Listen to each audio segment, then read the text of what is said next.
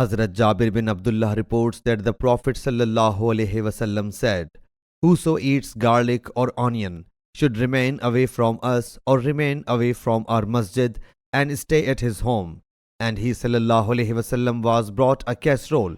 Ibn Wahab says, a vessel was brought containing fresh vegetables.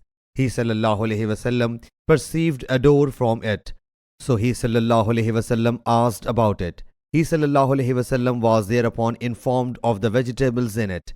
He ﷺ then said, "You should take it." So some of his companions who were present there took them.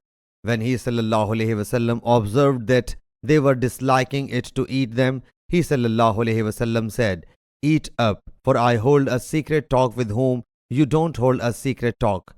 Ibn Ufair has reported from Ibn Wahab a casserole containing vegetables, but less, and Abu Safwan did not mention casserole from Yunus. So I don't know whether it is Zuhri's saying or a part of the hadith.